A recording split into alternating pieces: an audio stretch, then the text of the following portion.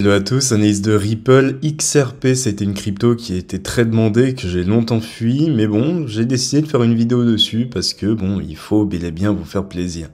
Donc ce matin on analyse XRP, alors c'est une crypto qui est très émotive, on a beaucoup de psychologie, il suffit juste de regarder les news et surtout ce que disent les gens autour d'XRP, donc soit les mecs sont extrêmement bullish, soit les mecs sont extrêmement bearish, et il y a vraiment très peu, on va dire, de rationalité sur cet asset.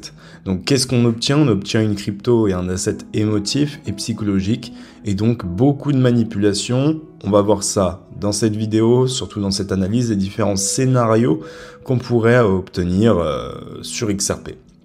Ok, avec un point de vue beaucoup plus rationnel finalement, et je pense que c'est le but de cette chaîne.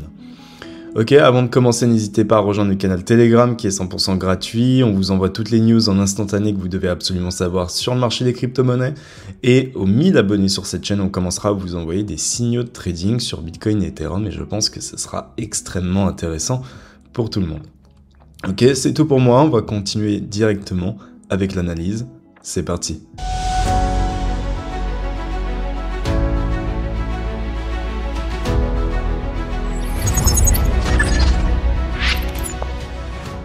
Ok, alors on se retrouve sur la charte de XRP. Alors petit rappel avant de commencer, on est sur une crypto émotive. Qui dit crypto émotive dit beaucoup de risques. Ok, vous vous exposez à beaucoup de risques en achetant de l'XRP et j'aimerais que vous en soyez conscient. Ici, on va voir les différents scénarios possibles, ce qu'on attendrait sur le long terme mais également sur le court terme, donc dans cette phase accumulative d'XRP. Et on va voir aussi que finalement, il y a des choses qui sont intéressantes, mais d'autres qui ne le sont pas. Certains scénarios qui sont plus intéressants que d'autres. Alors, d'abord, dans un premier temps, ce qu'on va faire, c'est qu'on va aller directement... non, on va aller ici. Ok, on va aller voir la structure long terme, finalement. C'est ça qui nous intéresse pour l'instant. Donc ici, le bull run de 2018, c'était notre impulsion initiale. Ce qu'on a fait derrière, on va considérer ça comme notre A. Alors attention, ici on ne considère pas ce mouvement-là comme notre B, mais plutôt un combo de mouvements entre deux bull runs comme notre B.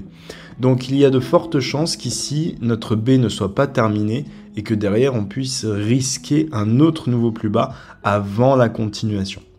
Alors sans évidemment aller à zéro, à moins je ne sais combien de dollars, d'accord? Mais ce serait ça qu'on attendrait, grosso modo, un regular flat plus grand, et ensuite obtenir le up, ok? Et bien mécher, pourquoi pas, dans cet order block qu'on arrive à voir en logarithmique. Ok, donc c'est ça qu'il faut faire attention.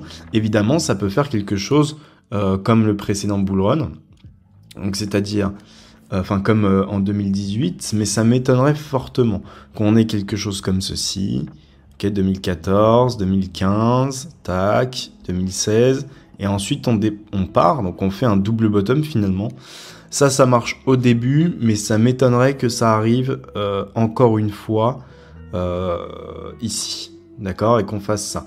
Non, au contraire, moi j'attends plutôt un regular flat avant la continuation, et je me protège ici d'un fort retournement pour piéger un maximum de gens dans un double bottom, étant donné qu'on est sur une crypto émotionnelle où les gens se disent ok c'est to the moon et on va se faire beaucoup d'oseille avec XRP. Ici très clairement c'est pas ça qu'on voit, d'accord? Ici on fait très attention, pourquoi pas le bull run suivant obtenir une cassure du top. Ok, donc ça c'est la première chose. Deuxième chose, comme vous pouvez le voir ici, ceux qui connaissent ma méthode d'analyse, ici on a un régular. Ok, alors on a une impulsion, et derrière ce qu'on fait c'est la correction de cette impulsion en flat, et on peut obtenir la continuation directement. Alors ici on va retourner là pour voir un petit peu, est-ce que ce régular est valide, ou est-ce qu'il y a d'autres choses qui peuvent l'invalider? Alors évidemment il y a d'autres choses qui peuvent l'invalider. Donc c'est un premier scénario, ceux qui veulent tenter de l'achat ici, ok, pour cette vague B, ok, et prendre des profits. Alors la zone de prise de profit se situe entre les 2 $ et les 2,5 $. D'accord, évidemment, prenez des profits ici. Dans le cas où je me trompe, tant mieux pour vous, ok. Mais il y a des profits à prendre dans cette zone parce qu'on risque fortement de redrop derrière et ensuite obtenir le up, comme je vous l'ai déjà dit. Ok, donc on revient, alors attendez, hop, on revient ici. Donc on a soit ce regular flat, donc qui peut être une possibilité, d'accord? C'est pour ça que je vous ai mis un petit truc ici. Je vous ai mis ici, donc je vais vous mettre, hop, pourquoi pas buy zone ici.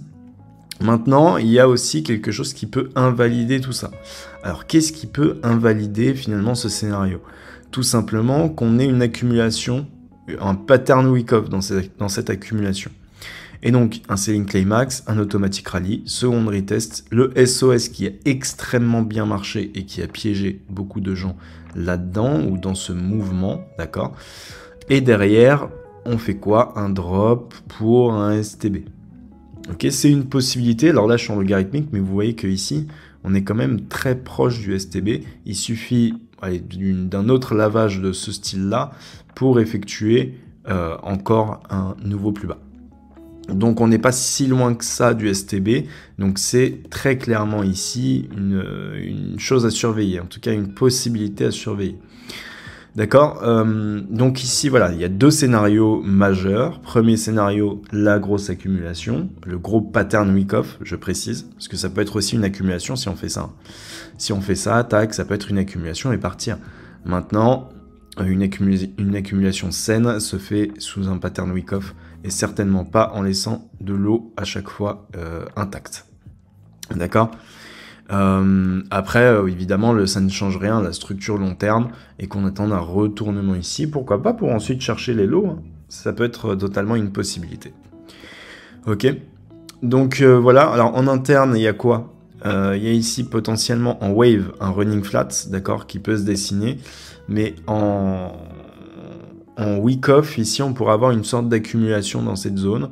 Pour l'instant, c'est clairement pas confirmé, d'accord, il nous faudrait quelque chose de ce style-là.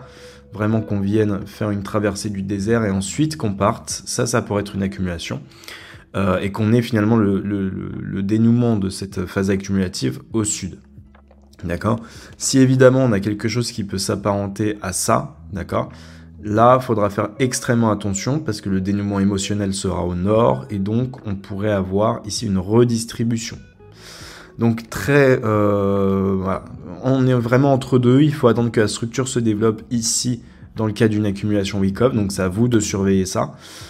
Sinon, on part pour les waves, on part pour un simple running flat et la continuation.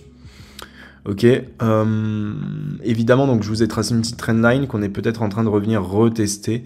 Ici, ce qu'il va falloir surveiller aussi, c'est la réintégration ou le rejet de cette fameuse trendline. Je pense qu'elle peut être pertinente. En tout cas, j'aime pas les trendlines, mais celle-ci peut être pertinente. On est sur une zone entre bear et bull. Ok, on est vraiment entre deux ici. Donc c'est vraiment une zone, on va dire, d'insécurité. On est vraiment entre les deux scénarios. On va voir un petit à petit ce qui peut arriver. On peut avoir des pièges haussiers et du drop. Hein, donc attention, évidemment, énormément de vigilance. Mais voilà, en tout cas, XRP, si je devais vous donner mon avis, ce ne serait pas une crypto que j'achèterais durant ce bull run, personnellement, mais ce n'est que mon avis personnel. Évidemment, peut-être que certains sont des visionnaires et vont obtenir un XRP à 10$, d'accord, et ils vont me dire, bah voilà, t'avais tort. C'est une possibilité, d'accord, je suis ouvert à toute possibilité. Maintenant, personnellement, ça m'étonnerait qu'on fasse encore un double bottom, etc., je serais très étonné du moins, ok, pour être totalement franc. Alors, comme vous pouvez le voir ici, ok, dans cet exemple-là, une sorte d'accumulation comme ça est déjà arrivée. Donc, c'est une possibilité que ça arrive encore une fois. Et on pourrait avoir ici donc notre flat et partir. Ici, c'était quoi à cette époque-là? C'était un running flat et partir. Voilà, mais globalement c'est tout pour XRP, j'espère en tout cas que ça vous aura aidé, n'hésitez pas à me dire quelle crypto vous voulez que je vous analyse prochainement sur cette chaîne, et puisque je vous dis, c'est faites attention à vous sur les marchés financiers, à la prochaine, ciao.